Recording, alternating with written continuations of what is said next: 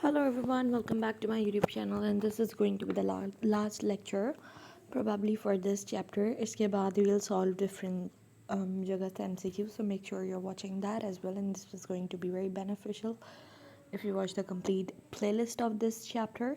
Okay, let's start with corrosion and its prevention. corrosion का मतलब क्या होता है? corrosion का basically मतलब होता है हमारी ज़बान के अंदर जंग लग जाना.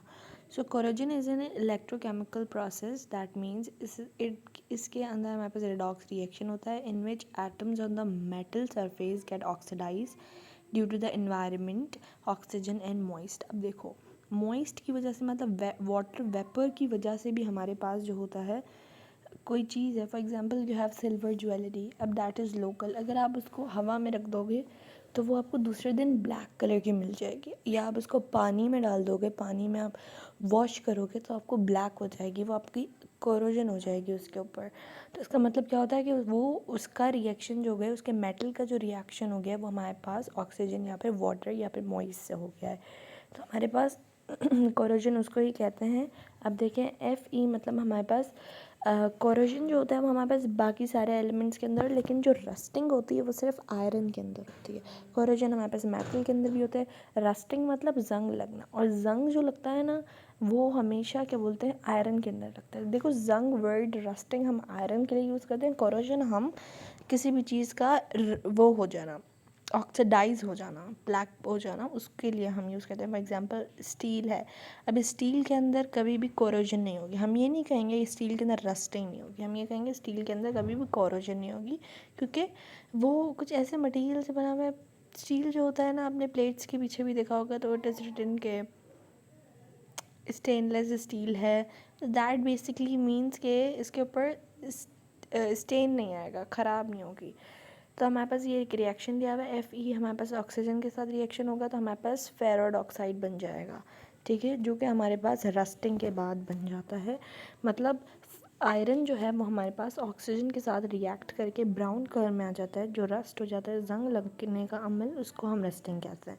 अच्छा, इसको हम प्रिवेंट कैसे करेंगे? तो गैल्वेनाइजिंग एक प्रोसेस होता है. It is a coating of the layer of zinc के ऊपर हम मेटल्स को लगा देते हैं ताकि इसको कोरोजन से हम प्रोटेक्ट कर सकें. अच्छा, जिंक को ही क्यों लगाते हैं? क्योंकि जिंक जो है ना वो बहुत लेस रिएक्टिव है, जिंक जल्दी से रिएक्ट नहीं कर जाता, तो तभी हम इसको किसी भी चीज़ के ऊपर लगा देते हैं जिसको हमें बचाना होता है, तो जिंक की लेयर लगा देते हैं. दूसरा हमारे पास होता है टिनिंग, मतलब टिन की प्लेटिंग कर देते हैं. It is the coating of tin on metal sheet by using the process of electrolysis. मतलब इसके अंदर क्या होता है कि हम मेटल की शीट को इलेक्ट्रोलाइसिस करवाते हैं. इलेक्ट्रोलाइसिस करवाने के बाद ये it helps in preventing a metal from corrosion. अब इसके अंदर क्या होती है, मेटल शीट की कोटिंग होती है और उससे इलेक्ट्रोलाइसिस से होती है. अब मैं अगर आपको यहाँ पे प्रोसेस बताता हूँ तो यहाँ पे आप गैल्वेनाइजेशन देखेंगे तो यहाँ पे एक एनोड लगा हुआ है, यहाँ पे कैथोड लगा हुआ है.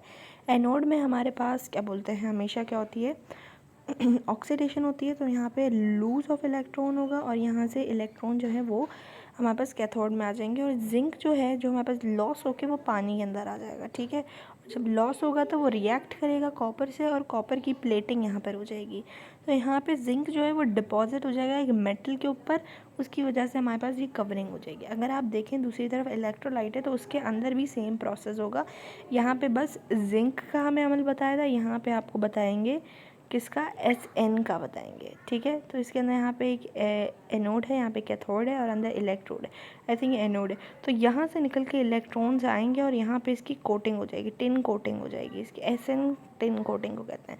वहाँ पे जिंक की कोटिंग हो रही थी, यहाँ पे हमारे पास टिन की कोटिंग हो रही है. तो ये दो ही अमल हैं जिससे हमारे पास कोरोजन हमारे पास रुक सकती है. I hope you have gotten this.